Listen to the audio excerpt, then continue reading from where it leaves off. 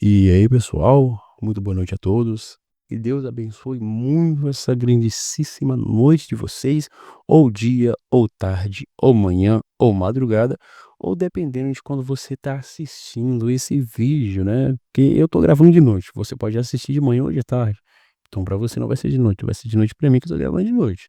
Para você não. Então, bom dia, boa noite, boa tarde para todos vocês, meus amigos.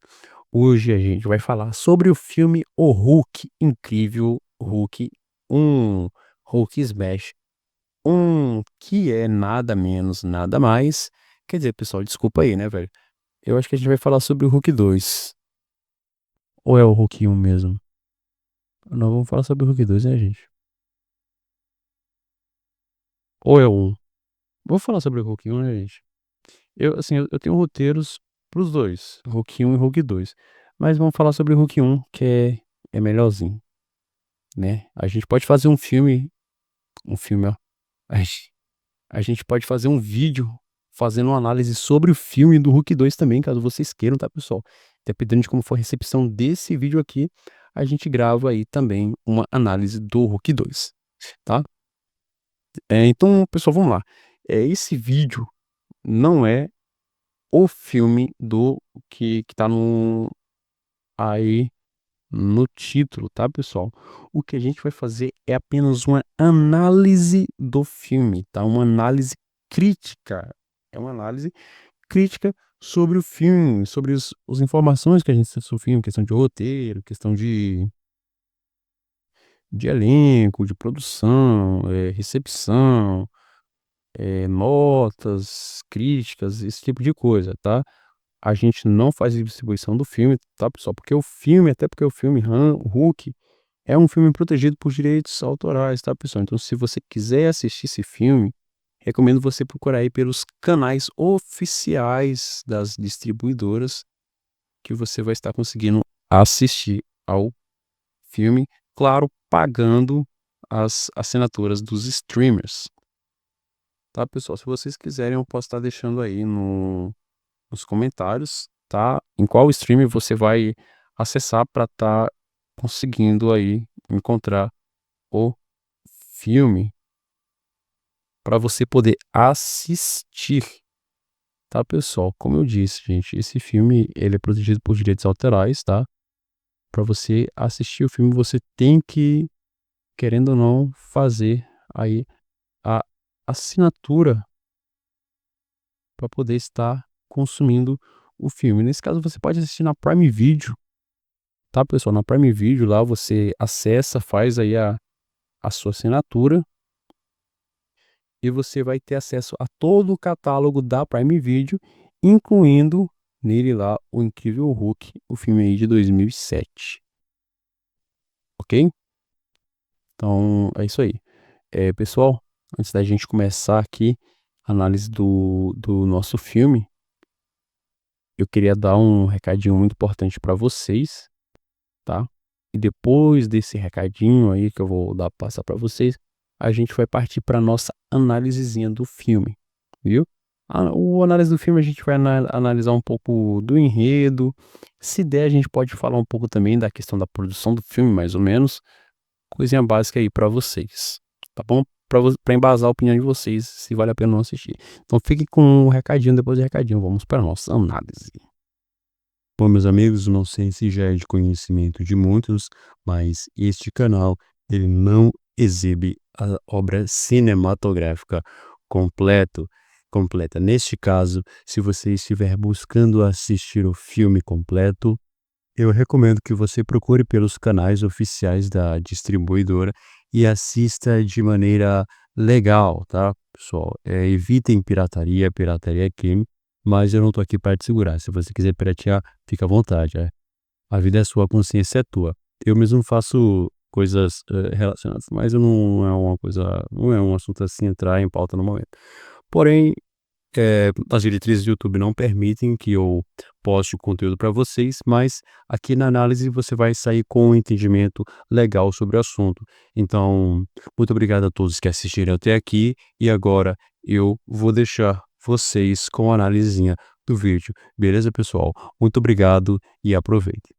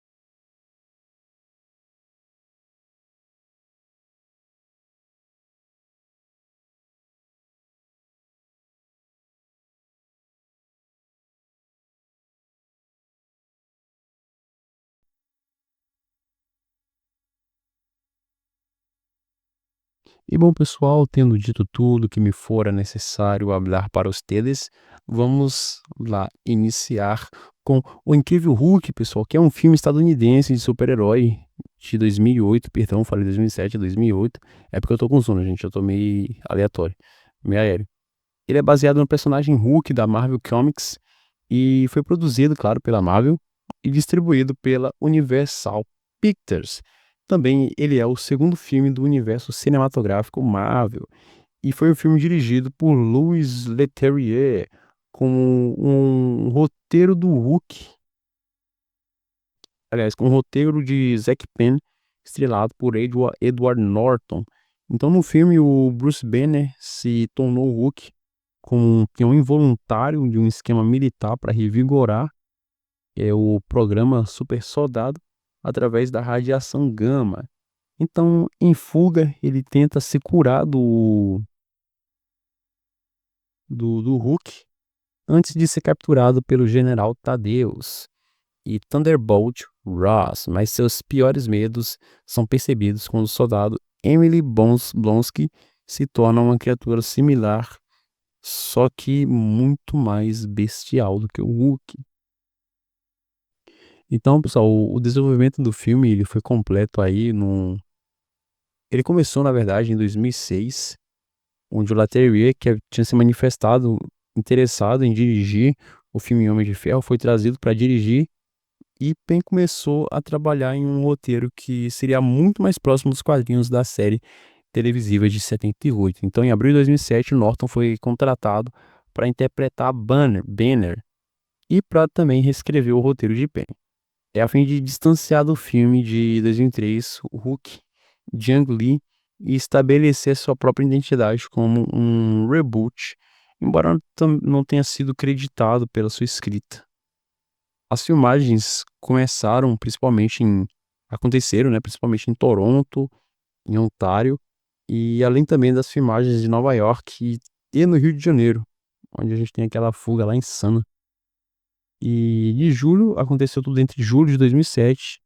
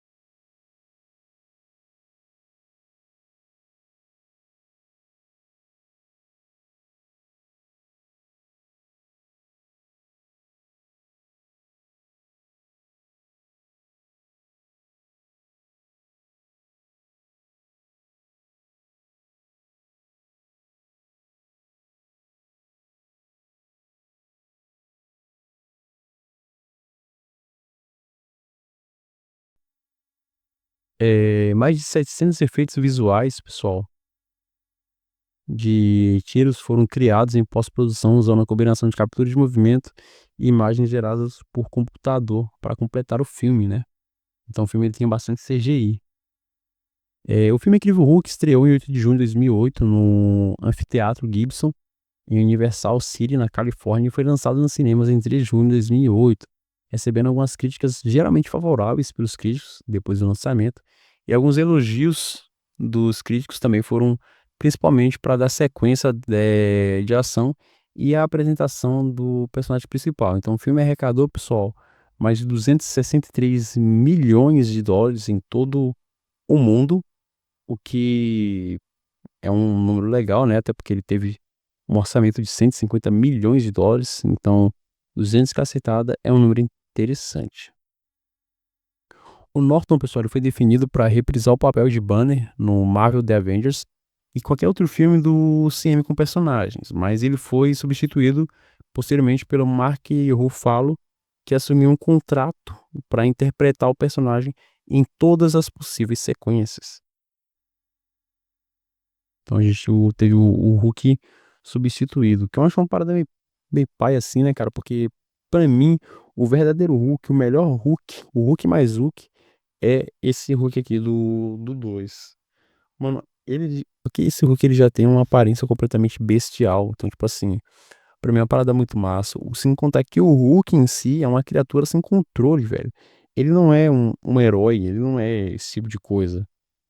Ele é um cara que só tá sempre brabo e a única coisa que ele quer, pô, é viver tranquilamente em paz. Se alguém atrapalha, mesmo não atrapalhando, ele já faz uma bagunça, e se atrapalhar, ele faz uma bagunça dobrada. Mas esse novo Hulk, ele é meio fichinha, sabe? É um Hulk mais da inclusão, um Hulk mais brincalhão. Claro, conforme foi crescendo, você fica mais maduro, né? Mas esse Hulk aí, cara, pô, eu acho que ele deu uma estragada na essência daquele Hulk bruto, o Hulk Smash, tá ligado? Mas enfim, eu seja o que Deus quiser. O dinheiro é deles, né? Do pessoal lá, eles fazem o que eles quiserem com o dinheiro deles.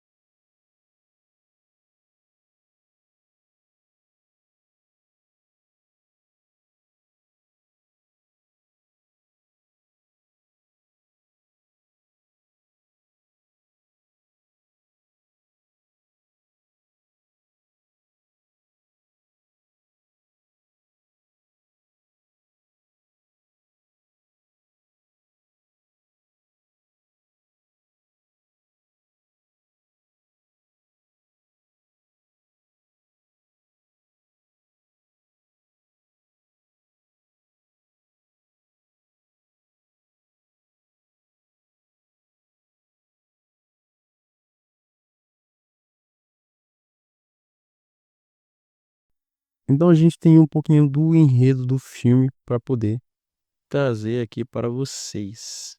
Beleza, pessoal? Então, na Universidade de Culver, na Virgínia, o general Thaddeus Thunderbolt Ross se reúne com o Dr. Bruce Banner, que é namorado de sua filha, a doutora Beth Ross, para realizar uma experiência que pretende fazer os seres humanos imunes à radiação gama. Então, a experiência faz parte de um programa de super soldados que era da Segunda Guerra Mundial que Ross espera recriar. O experimento acaba sendo um fracasso e a exposição à radiação gama faz com que o Banner se transforme em um monstro verde gigante, conhecido como o Hulk, por breves períodos de tempo. Sempre que sua frequência cardíaca sobe acima de 200. O Hulk destrói o laboratório, fere ou mata as pessoas, né, dentro lá do local, e o Banner se torna um fugitivo do exército, comerciando de Ross em particular. É, ok. 5 anos depois, pessoal, o Banner ele trabalha numa fábrica de garrafas no Rio de Janeiro, no Brasil, enquanto procura uma cura para sua condição. Na internet ele recebe uma ajuda, né, de um colega cientista que ele conhece como sendo o Senhor Azul, a quem ele é o Senhor Verde. Uau! Ele também aprende técnicas de respiração meditativa, né, para adquirir, aliás, para ajudar, né, a manter o controle, na verdade, do Hulkzão monstro. E também ele não se transformou mais nos 5 meses. Hum. Depois do Banner acidentalmente cortar o dedo, pessoal, na fábrica, uma gota do seu sangue acaba caindo em uma garrafa e eventualmente ela é ingerida, né, por um consumidor idoso.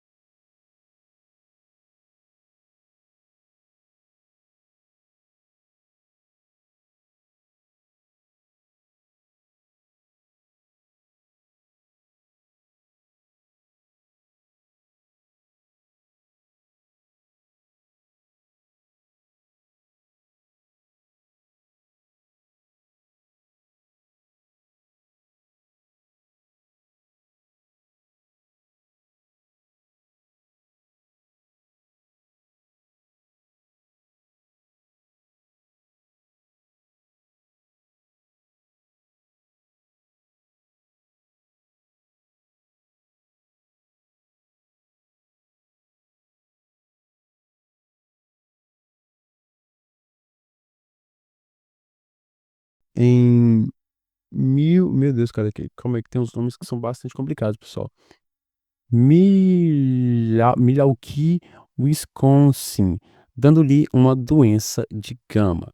Então, usando os vestígios da garrafa para localizar o banner, o Ross envia uma equipe especial liderada pelo capitão da Royal Marines, Emil Blonsky, para ajudar a capturar o cara. Depois de uma briga com alguns civis, o banner se transforma no Hulk e acaba derrotando toda a equipe de Blonsky. E depois de Ross explicar como o Banner se transformou no Hulk, o Blonsky concorda em ser injetado por uma pequena dose de um soro desenvolvido com a parte da mesma experiência, que daria para ele a maior velocidade, força, agilidade e regeneração. Só que também começa a deformar o esqueleto dele e alterar a sua personalidade. Essa é louco, não compensa, cara. É muita desvantagem isso aí. O Banner, pessoal, ele acaba se isolando em Chiapas, no México, como fugitivo. E depois de chegar nos Estados Unidos, ele retorna para a Universidade de Culver e reencontra a Beth, que está namorando o psiquiatra Leonard Simpson. O Banner se hospeda na pizzaria com um velho friend amigo que ajuda ele, onde ele aproveita as entregas para se infiltrar na universidade e tentar coletar os dados sobre seu passado, o que ele não consegue, sem sucesso. A Beth e o seu namorado vão jantar na pizzaria e a Beth avista Bruce brevemente, que se esconde. Ambos se reencontram na estrada e Beth abriga Banner em sua casa, onde revela que os seus dados estavam com ela no dia seguinte e os dois vão à universidade. O Banner, pessoal, ele é atacado pelas forças do Ross e Blonsky e é denunciado por Samson, fazendo com que ele se transforme novamente no Hulk Smash. O confronto que segue depois disso fora da universidade revela a inutilidade para as forças de Ross e acabam recuando. Embora o Blonsky, cuja sanidade já estava começando a ficar meio duvidosa, é, ousadamente ele ataca e zomba do Hulk, né? Que aparentemente desfalece o Blonsky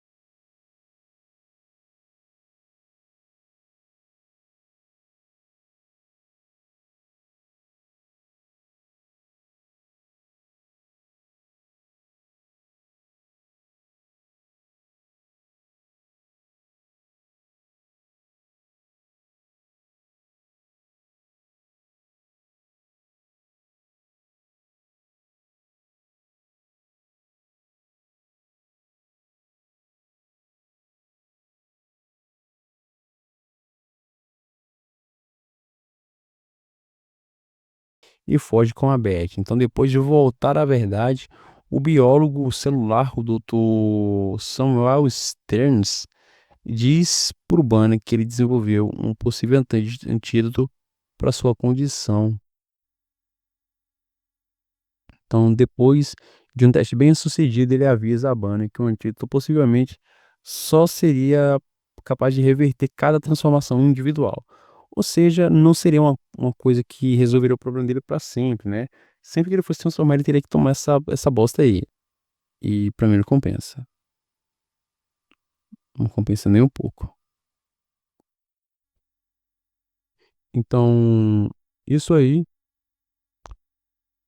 só controla o a questão das transformações individualmente, né, pessoal? Então, o Stearns ele revela que ele sintetizou as amostras do sangue de Banner e amostras que que o Banner enviou para o Brasil, né, para um grande suprimento armazenado com a intenção de aplicar seu potencial ilimitado à medicina, temendo que o poder do Hulk acaba caindo em mãos militares.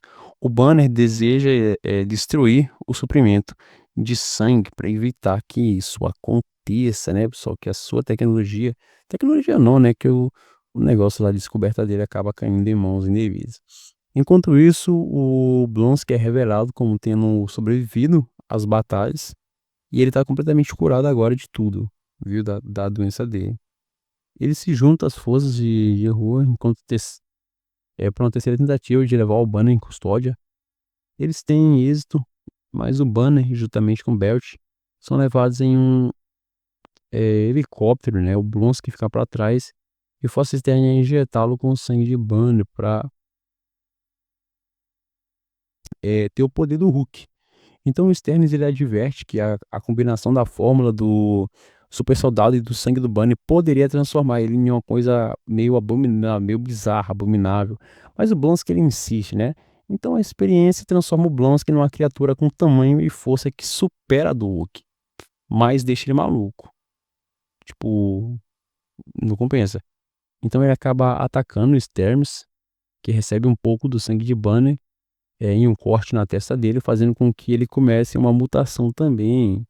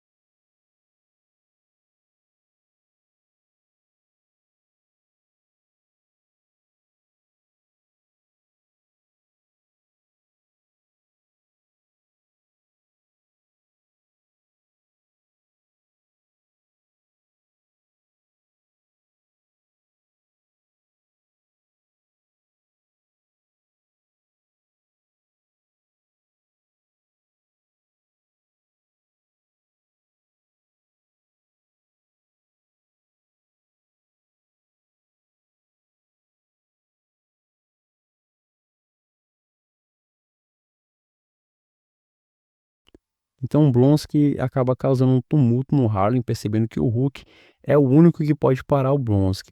O Banner, ele convence o Ross a libertá-lo e ele salta do helicóptero e o Ross se transforma depois de atingir o chão. Depois de uma longa e brutal batalha pelo Harlem, o Hulk, pessoal, derrota o Abominável. Depois de ter um pequeno e pacífico momento com Belt, o Hulk ele foge de Nova York. E um mês depois, o Banner está em Belacoda, Colômbia Britânica. Em vez de tentar suprimir suas transformação agora, ele se transforma de forma mais controlada, né? Uma cena final, o Tony Stark se aproxima do Ross, que está bebendo em um bar local. Ele informa que uma equipe está sendo formada, pessoal. E temos os Avengers, os Vingadores. Então vamos dar uma pinceladinha bacaninha aqui sobre a produção, pessoal. Vamos falar um pouco só apenas sobre desenvolvimento, talvez a pré-produção também, caso dê tempo, que eu acho muito difícil de acontecer. Então, na época do lançamento do Hulk, pessoal, do Ang Lee, o roteirista James Shamus estava planejando uma continuação, né, que era com um Hulk cinza. Mas ele também considerava o líder e o Abominável como vilões. Então, o produtor Avi Arad, queria o Abominável, né, porque ele seria uma ameaça real pro Hulk, ao contrário do General Ross. Então, durante as filmagens de Hulk, o Arad pensou uma data de lançamento para maio de 2005. Em 18 de janeiro de 2026, ele confirmou que a Marvel estaria fornecendo dinheiro para o orçamento, né, pessoal, da produção de Incrível Hulk, com a Universal Pictures fazendo a distribuição do filme. Porque a Universal não cumpriu o prazo para filmar uma sequência. Então a Marvel sentiu que seria melhor desviar do estilo do Ang Lee, argumentando que o filme era como uma história em quadrinhos one shot de um universo paralelo. E o próximo filme do Hulk precisava ser, nas palavras do produtor Kevin, que todos esperam ver depois de ter lido os quadrinhos e visto a série de TV. Então, pessoal, essa foi a análisezinha que a gente teve do filme, tá? Peço perdão para vocês aí pelos erros bem claros que eu cometi aí, os gafes durante o vídeo, tá? Eu tô um tempinho sem gravar, pessoal, então eu tô começando a pegar as banhas, tô me perdendo um pouco em relação ao roteiro, mas devagarzinho a gente chega lá, viu? Se você gostou desse vídeo, cara, se você gostou, não se inscreve de se esquecer, não se esquece de se inscrever no canal e deixar o seu like aí embaixo, viu? Que o seu apoio é muito importante, tá, gente? Comenta também o que é que você achou do filme, se você gostou, se você já assistiu, se você recomenda ou não para as outras pessoas, deixa aí seu comentário aqui também. Vai ser muito importante para nós e para as pessoas aqui que estão assistindo esse vídeo. Então, muito obrigado, pessoal, a todo mundo que assistiu até aqui. Valeu, meus amigos. Falou e se cuidem, viu?